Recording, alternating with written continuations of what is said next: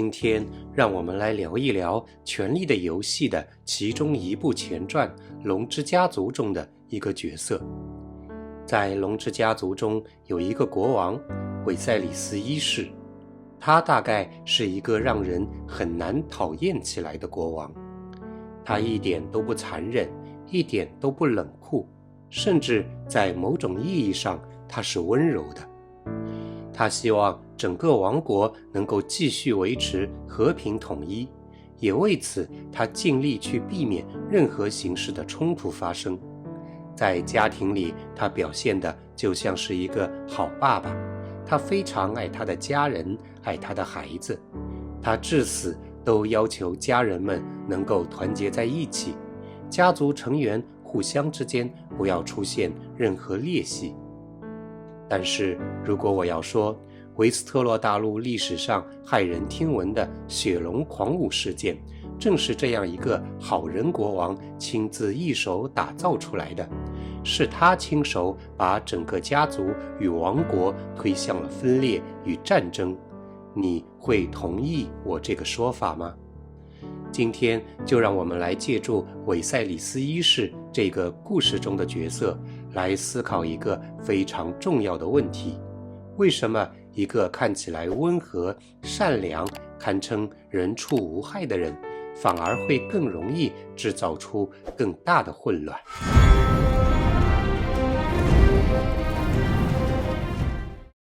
嗨，我是骑士比利。新的在线心理课程识别和管理你的负面情绪已经上线，点击视频下方描述栏或置顶评论中的链接就能打开。课程更新期间完全免费哦。如果我让你用一个词来形容韦赛里斯一世，你会用什么词呢？我想大概率观众们可能不太会用昏庸这样的词来形容他。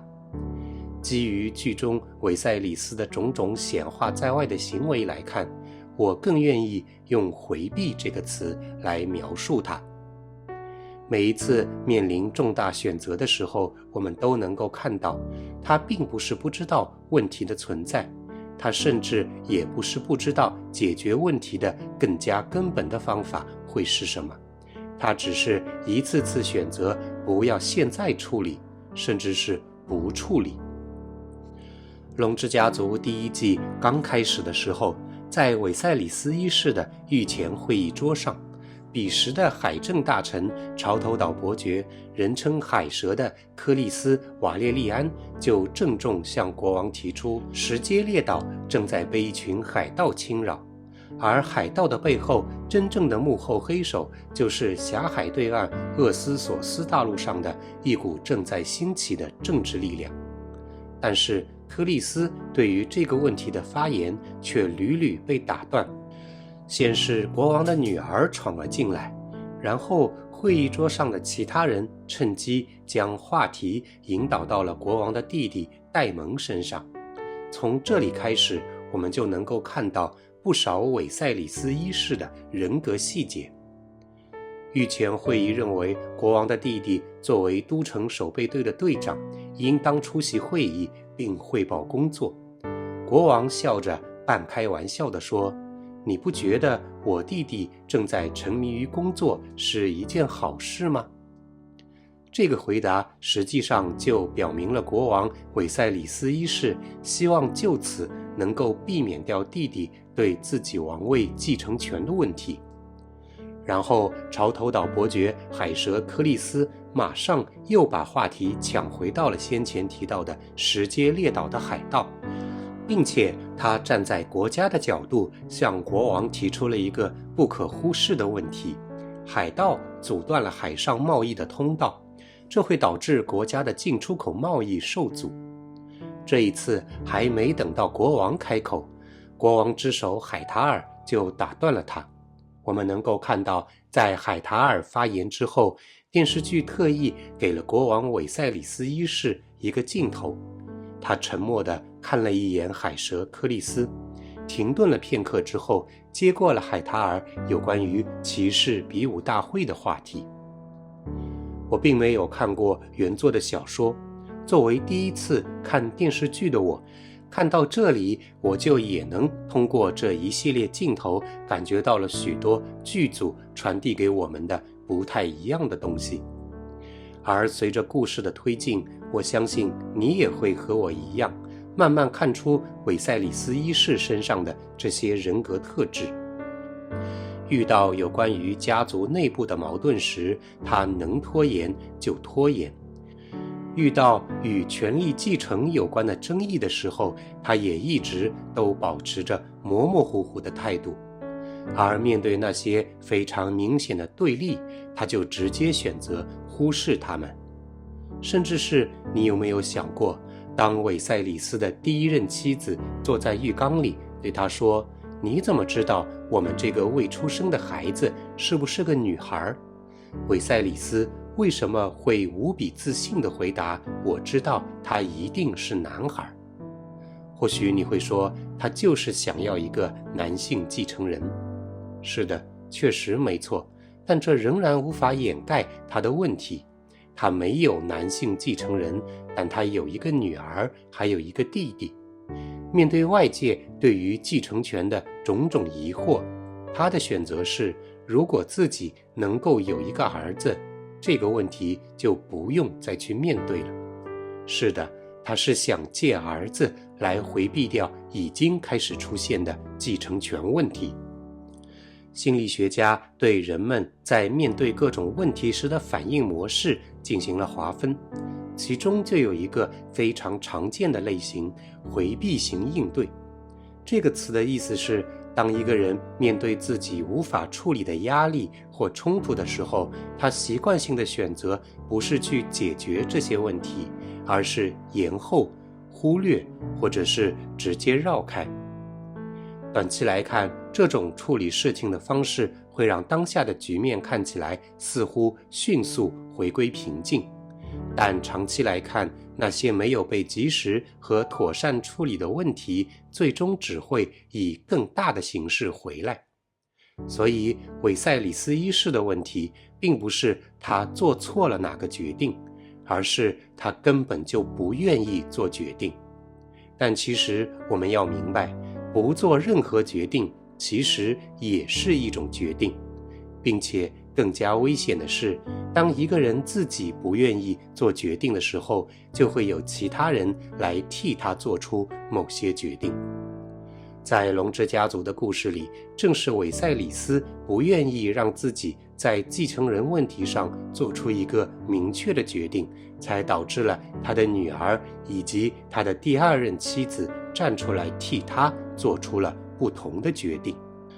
让我们从回避冲突这个问题里暂时先跳出来，换一个观察角度去看一看韦塞里斯，你就会发现他不仅仅是在回避冲突，他还在努力成为一个让所有人都满意的人。韦塞里斯一世继承的王国其实是他的祖父杰赫里斯一世的王国。据说杰赫里斯一世这位国王始终外貌尊贵而睿智，他有一把长而整理得好的白胡子，并且他弓马娴熟，擅长用长枪和弓箭，行事及思考果断并且睿智，总是能够以最和平的手法解决事端。在他的统治之下，维斯特洛王国迎来了超过50年的繁荣稳定时期。如果换作是你来继承这样一个王位，你会想要怎么做呢？至少韦塞里斯一世作为继承人，他选择了不想让任何人失望，不想让这样一份和平与繁荣砸在自己的手里。他既不想让国民对他感到失望，也不想让围绕在他身边的家族成员和其他贵族们指指点点，更不希望王国出现分裂。但这就是问题所在，社会是由一个个独立的人组成的群体，每一个人都会有每一个人不同的想法与经历，而当一个人想让所有人都满意时，他往往就会失去立场。在心理学中，这种模式通常被称为讨好型的人格。这种人格的核心其实并不是善良，而是来自于一个人对关系间的冲突和失去关系的恐惧。所以处在这种人格下的人，他会尽量避免说不，这样就不会被对方讨厌了。他也会尽量避免做明确的选择，因为其实他知道，一旦做出选择，就会有人满意，有人不满意。而他所需要的是尽量维持表面的和谐，但代价却是表面的和谐换来了深层的失控。在实际生活中，我见过不少这样的人。有些人对自己当下的学历和工作并不是十分满意，但是当我问起他们为什么当初没有选择其他想去的学校，或是为什么当初没有选择去其他行业的时候，这类人通常会说，这又不是我自己选的。而如果进一步问下去，通常会得到非常类似的答案，是我爸爸逼我去这个学校的，是我妈妈非要我做这份工作的，是我的父母和家人逼着我相亲和这个人结婚的。其实这些人和韦塞里斯一样，他们放弃了自己主动做出选择的权利。深究下去，我们通常就会发现，这些人这么做有一个潜藏的非常深的心理动因，那就是他们不想对可能会发生的未来去承担责任。换句话说，如果当初报考的学校是自己选的，那万一将来从这个学校或是这个专业毕业后找工作不好找，那就是自己当初没有选对，就是自己的责任了。而如果工作是自己选的，如果这份工作做起来不舒服，又累，收入又差，同样的，那就也变成了是自己的责任了。而他们的处理方式就是自己不选，但是他们非常巧妙地把自己不做选择替换成了是爸爸妈妈硬帮我选择的。于是就有了当生活渐渐变得不如意的时候，他们就可以正大光明地指责自己的父母，你看当初都是你非要我去这个学校，非要我进这家公司。龙之家族中的韦塞里斯一世的不选择，其背后也是同样的一套逻辑，只要不做选择，就能够维持整个王国的安定，家破人亡这件事情就不会发生在他的手里。不过也正是因为韦塞里斯不愿意让任何人不满，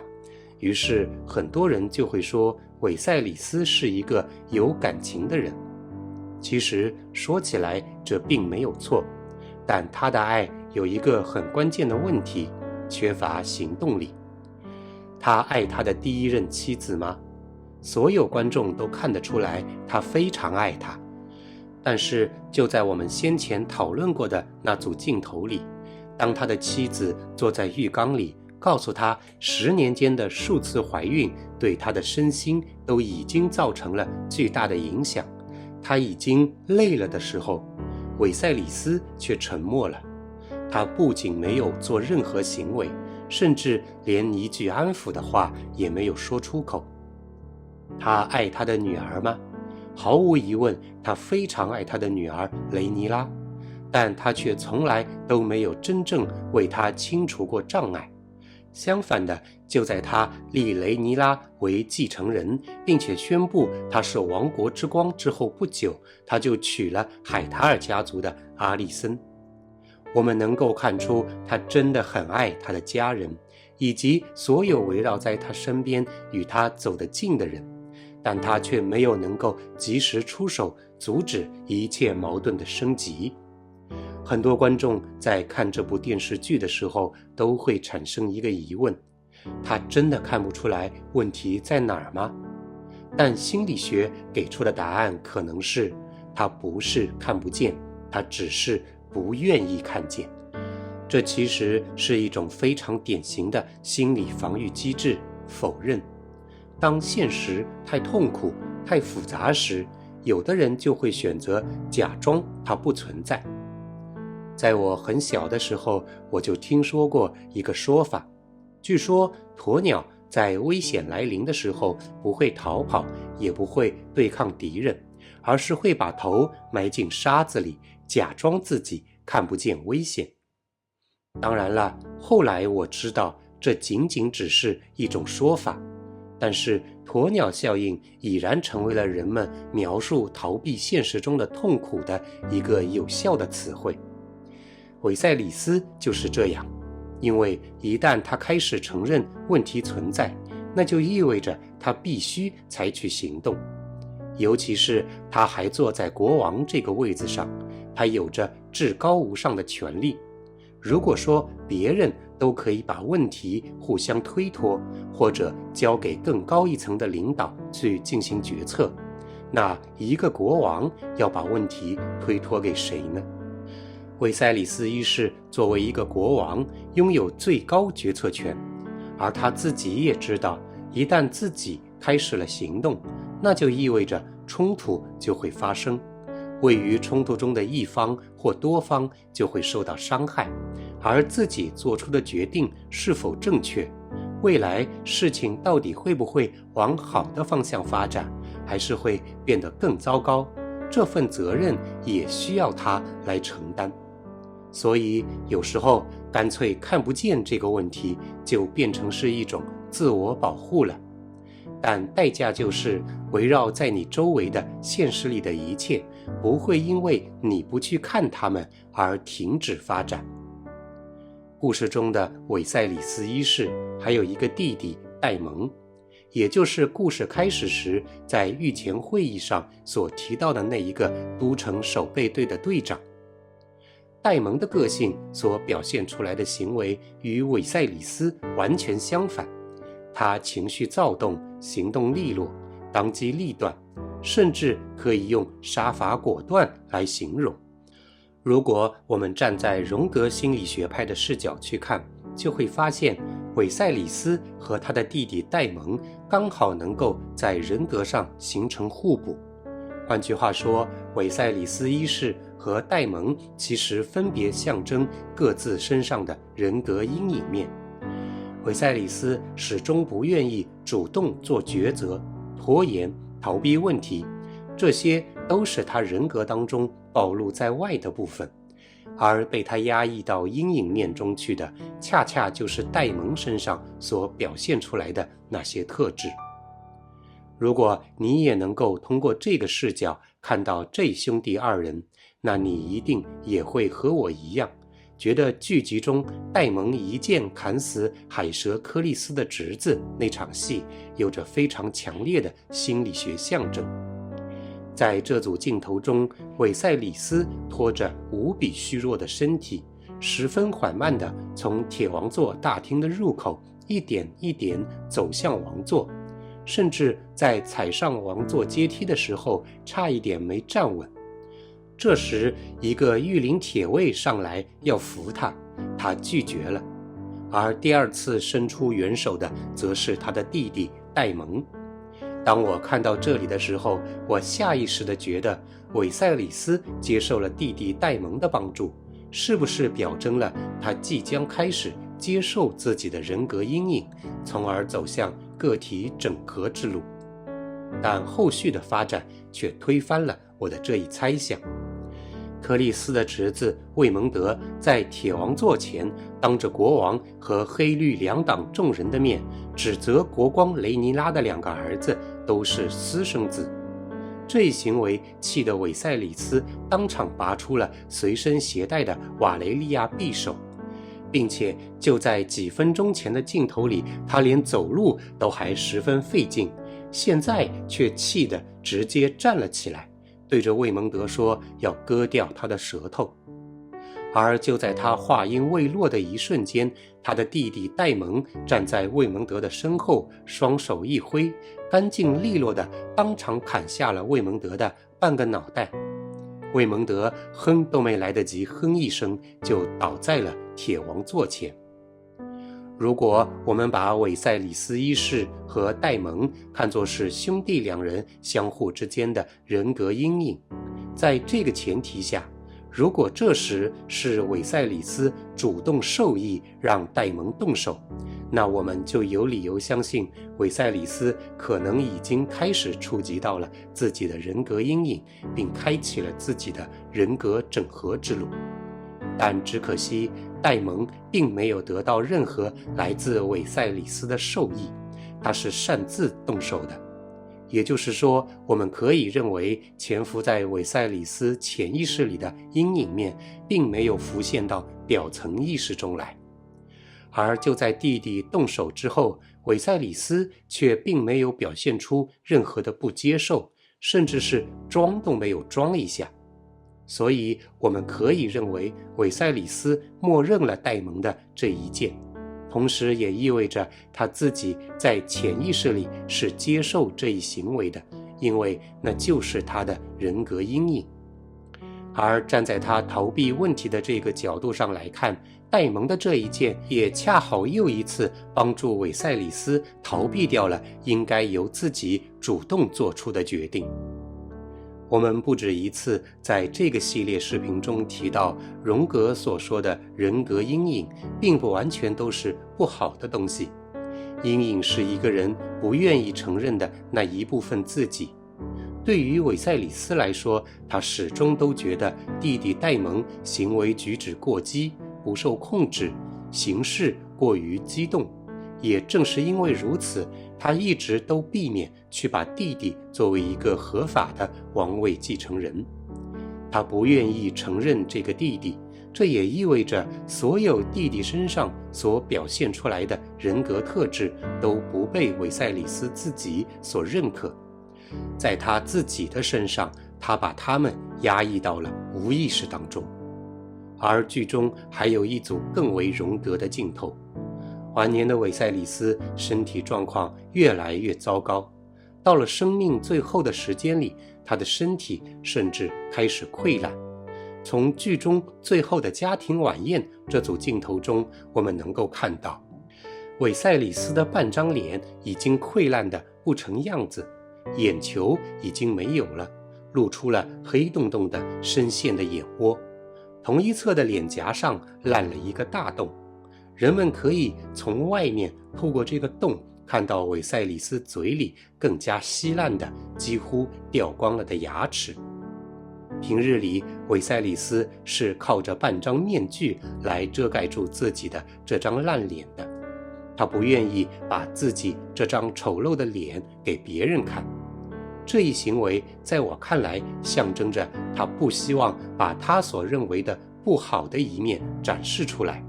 而这个不好的一面既包括自己的那半张脸，也包括被他压抑在潜意识里的那些东西。他不想伤害任何人，他不想做一个坏人，他只想做一个完完全全的好人。韦塞里斯的问题不是他太软弱，而是他只允许自己成为温和的那一半。他可以允许自己爱家人和孩子，宽容地对待任何人，甚至不断地退让，但他不允许自己愤怒，也不允许自己果断，更不允许自己使用本就属于自己的权利。于是他把这些能力全部留在了自己的阴影里，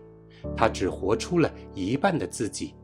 就如同在他生命的最后，他只剩下了一半的脸一样。当一个人拒绝自己的阴影时，他的身上到底会发生些什么呢？他的阴影不会消失，而是会外化到他周围的外部世界。在韦塞里斯的世界里，他不愿意看到任何冲突发生，结果冲突就在他周围最在意的人之间爆发了出来。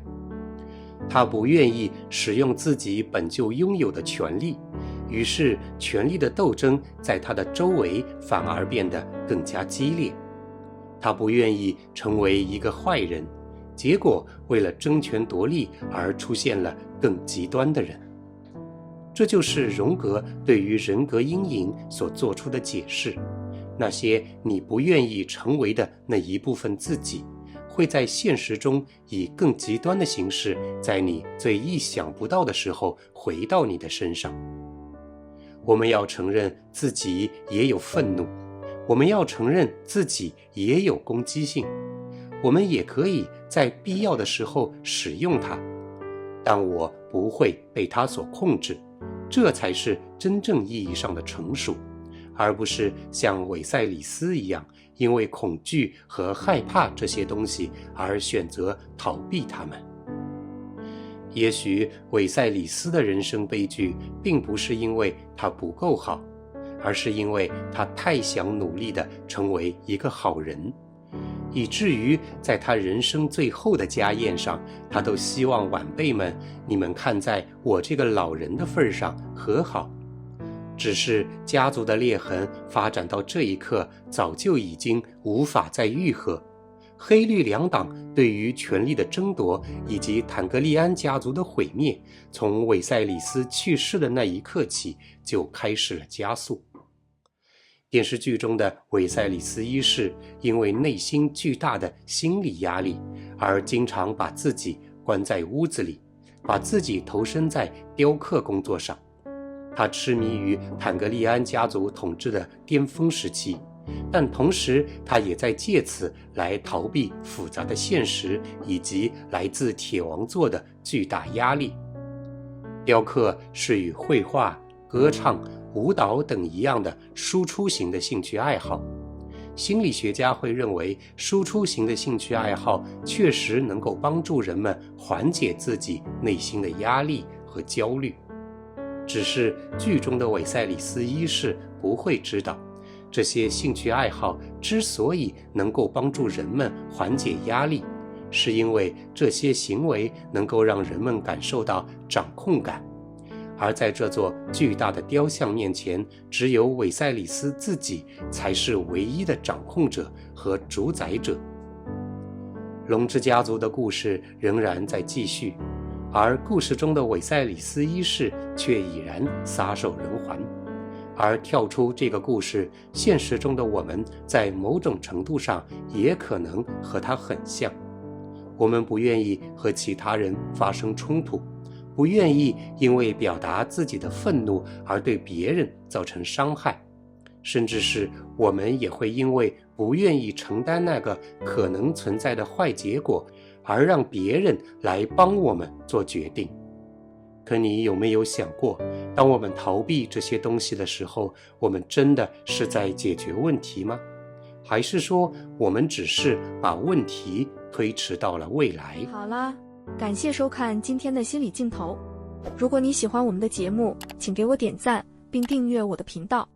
如果你也有什么想要说的，我会很欢迎你在视频下方的评论区里留下你的看法或意见。如果今天的内容也让你想起了你身边的某个人，那就请你把这集视频转发给那个人，让更多人能够参与到我们的讨论中来。或者你也可以加入我们建立起来的粉丝群组，你可以在群组里点播任何想要看到的内容，也可以找我们的心理师谈一谈自己的近况和遭遇。谢谢你的支持，让我们下次再见。 Vile insults were levied against them. What insults? The legitimacy of my son's birth was put loudly to question. What? Called us bastards.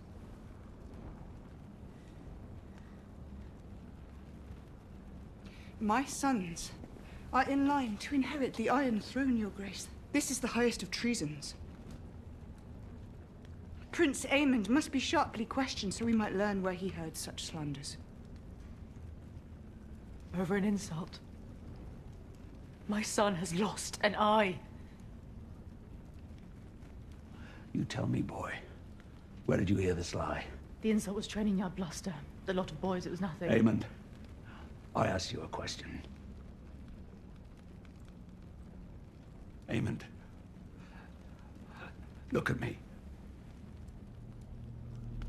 Your king demands an answer. Who spoke these lies to you?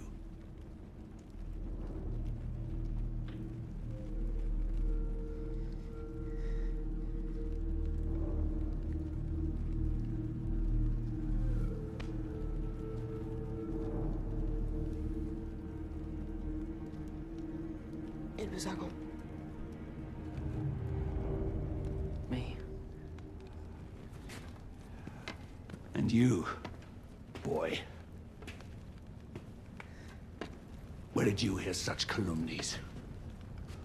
Aegon! Tell me the truth of it! We know, Father. Everyone knows. Just look at them.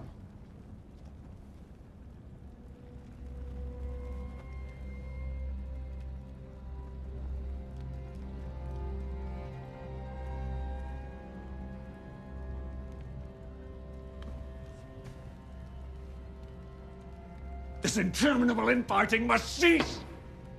All of you! We are family!